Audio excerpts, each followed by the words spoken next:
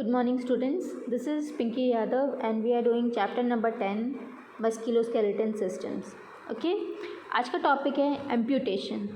Okay, amputation जो term है इसका मतलब होता है कि बॉडी पार्ट को रिमूव करना कट करके. ओके, यानी कि उस जो भी पार्ट अफेक्टेड पार्ट है उसको कट करके उसको रिमूव कर देना बॉडी से, उसको बोलते हैं amputation.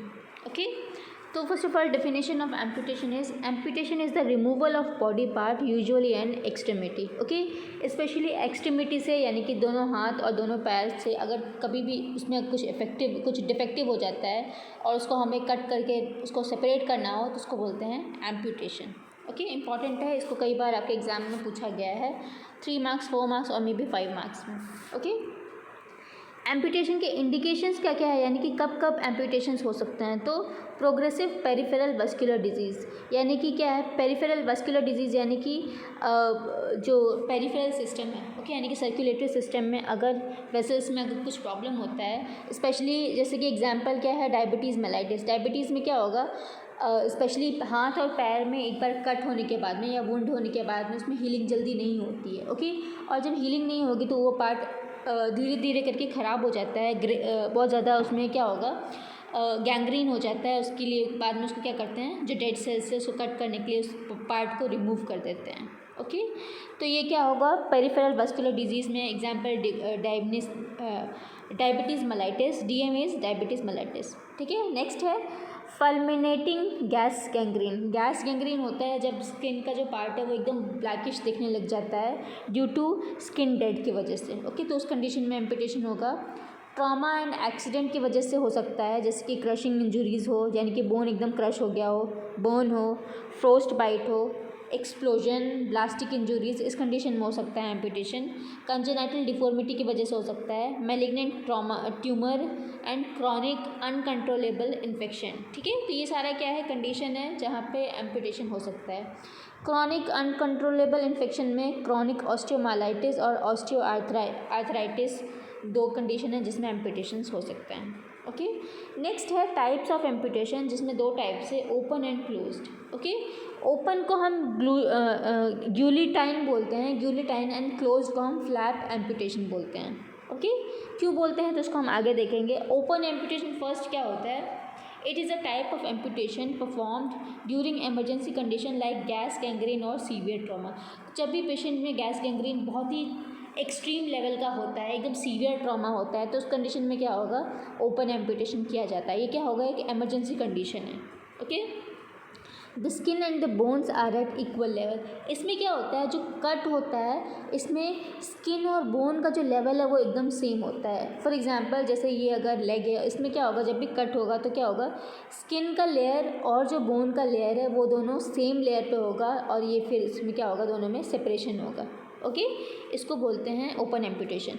The main purpose is to save the remaining part of extremity reserves and emergency situation. Okay, इसका मेन पार्ट है ओपन एम्पुटेशन का कि जो बचा हुआ जो पार्ट है, जो अनएफेक्टेड पार्ट है, उसको हम जल्दी से जल्दी उस पार्ट से अलग कर सकें जिससे कि वो बाकी का जो पार्ट है वो ख़राब ना हो. ओके, तो ये क्या है एक इमरजेंसी सिचुएशन की कंडीशन है open amputation. Okay, closed amputation क्या होता है, it is a planned type. क्या होता है ओपन एम्पुटेशन में क्या होता है, एक तुरंत ये एमरजेंसी सिचुएशन है जिसमें हमें कुछ और सोचना नहीं होता है, जबकि पेशेंट को हमें सिर्फ और सिर्फ उसके बाकी के बॉडी पार्ट्स को सेव करना होता है. ओके, जो क्लोज्ड एम्पुटेशन है वो क्या होता है, वो एक प्लान्ड टाइप होता है, यानी कि इसमें हमें काफ़ी टाइम मिलता है ताकि हम सोच सकें कि एम्पुटेशन का दूसरा और ऑल्टरनेटिव्स क्या क्या होंगे.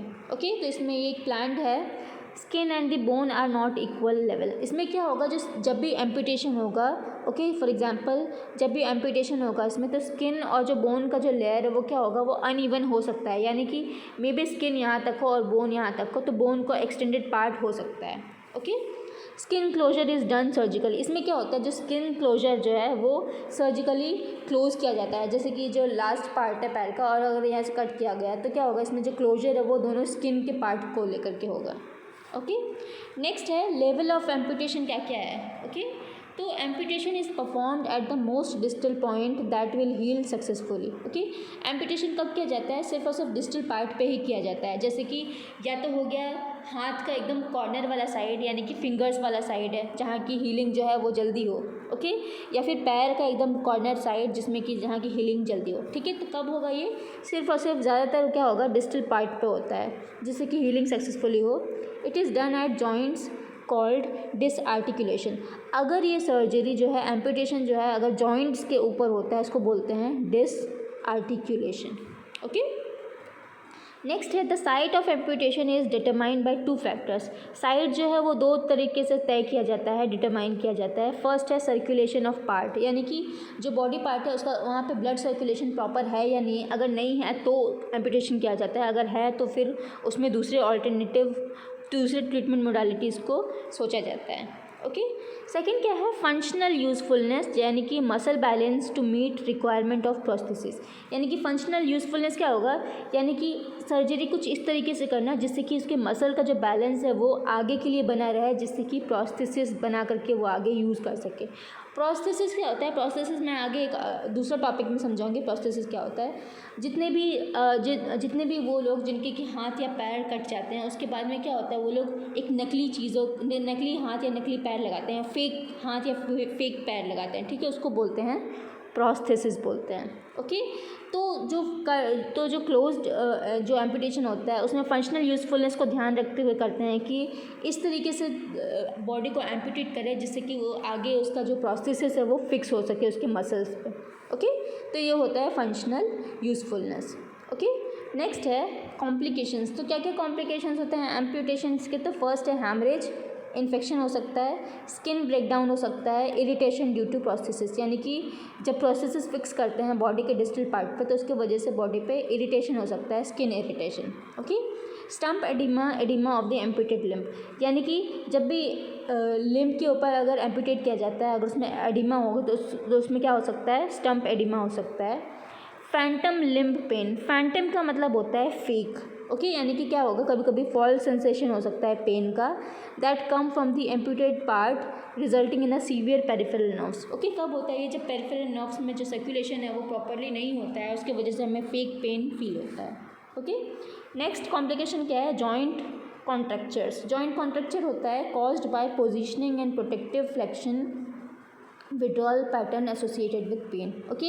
जॉइंट कॉन्ट्रैक्चर्स होता है, जो पोजीशन होता है बोन्स का और जो प्रोटेक्शन होता है बोन्स का, उसमें क्या होगा, फ्लेक्शन का विड्रॉन देखने को मिलेगा, यानी कि प्रॉपरली उसमें फ्लेक्शन हमें नहीं देख पाएगा, यानी कि इसमें जॉइंट्स जो है वो प्रॉपरली क्या करेंगे, हम अपने हिसाब से उसको कॉन्ट्रैक्ट नहीं कर पाते हैं, और अगर करते भी है तो उसमें क्या होगा, पेन फील होता है, ओके।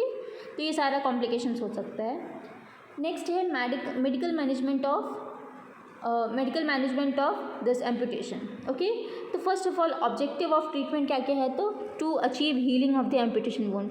फर्स्ट ऑफ ऑल हमारा ट्रीटमेंट होता है कि जल्दी से जल्दी एम्पुटेशन पार्ट को हील किया जा सके, ओके। दूसरा होता है to get a non tender residual part, okay. यानी कि रेसिडुअल मतलब होता है जो पार्ट, यानी कि जो जिस पार्ट पे भी एम्पुटेट किया हो उसका जो डिस्टल पार्ट है, यानी कि जो बचा हुआ पार्ट है उसको जल्दी से जल्दी नॉन टेंडर कर सके। नॉन टेंडर यानी कि pain free, infection free, inflammation free, ये सब कुछ उसको मेंटेन किया जा सके ताकि जो स्किन जो है वो हेल्दी तरीके से वहाँ पे प्रोस्थेसिस को यूज़ कर सकें, ओके। तो 2 मेडिकल मैनेजमेंट होता है हमारा।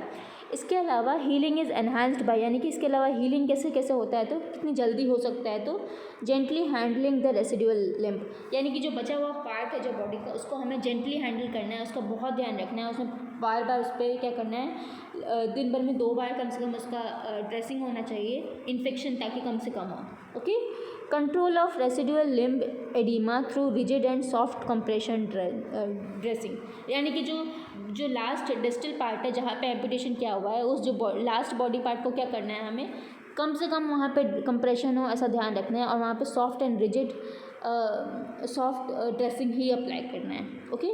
नेक्स्ट है the use of aseptic technique in wound care to avoid infection. साथ ही साथ क्या करना है, हमें एसेप्टिक टेक्निक यूज़ करना है वुंड केयर के लिए ताकि वहाँ पे इन्फ्लामेशन है वो ना हो, ओके।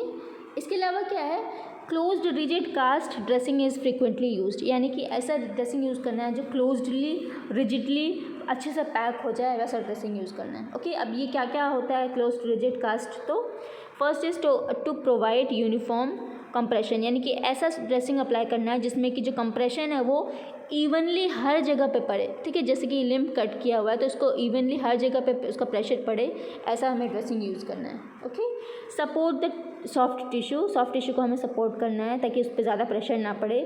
पेन कंट्रोल करना है and prevent joint contractures. Okay, इसके अलावा क्या है तो immediately after surgery sterilised residual limb sock is applied to residual limb. Okay, यानी कि आफ्टर सर्जरी के बाद में इमीडिएटली क्या करना है, हमें रेसिडुअल पार्ट को क्या करना है, अच्छे से सोक करके उसके बाद में फिर उस पर अच्छे से ट्रीटमेंट करना है, यानी कि उसका ड्रेसिंग जो है उसको कंटिन्यूस करना है। Okay, felt pads are placed over pressure sensitive areas, यानी कि जो रेसिडुअल एरिया यानी कि जो डिस्टल पार्ट जहाँ पे एम्पुटेशन हुआ है वहाँ पे क्या करना है, हमें एक सॉफ्ट पैड रखना है ताकि डायरेक्टली उस पर ज़्यादा प्रेशर ना पड़े। ओके, नेक्स्ट है the residual limb is wrapped in the elastic POP bandage while firm even pressure is maintained. Okay, यानी कि जो एम्पुटेशन वाला पार्ट है, जो अफेक्टेड पार्ट है, वहाँ पे POP बैंडेज के साथ में अंदर में सॉफ्ट पैडेड चीज़ें रखनी है जिससे कि उसके ऊपर प्रेशर जो है वो ज़्यादा ना पड़े। Okay, care is taken not to constrict circulation, वहाँ का सर्कुलेशन ज़्यादा कॉन्स्ट्रिक्ट ना हो, ज़्यादा ब्लॉक ना हो, इसका हमें ध्यान रखना है ड्यूरिंग केयर। ओके, लास्ट है nursing management of amputation. Okay, तो first of all our work, यानी कि as a nurse our work is to relieve the patient's pain as soon as possible. Okay, तो हमें ज़्यादा से ज़्यादा पेशेंट का जो पेन है कम हो उसका ध्यान रखना है। Minimise altered sensory perception, patient का जो सेंसरी परसेप्शन है वो मिनिमाइज ना हुआ हो, उसको अच्छे से सब सेंसेस उसको पेन फील हो रहा हो, ठीक है। पेशेंट को पेन फील करना बहुत इंपॉर्टेंट है, अगर उसको नहीं फील हो रहा हो then there must be an circulatory disorder. Okay, तो हमें वो देखना है, मॉनिटर करना है। प्रमोट वुंड हीलिंग, ऐसी चीज़ें अप्लाई करना है, ऐसा ड्रेसिंग अप्लाई करना है, स्टेरिलाइज ड्रेसिंग अप्लाई करना है जिससे कि उसका जो हीलिंग है वो फास्ट हो।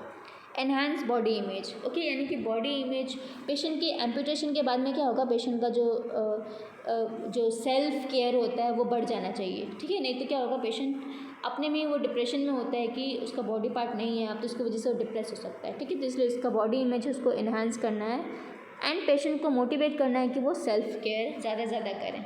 ओके, तो ये क्या है, नर्सिंग मैनेजमेंट है पेशेंट का विद एम्पुटेशन।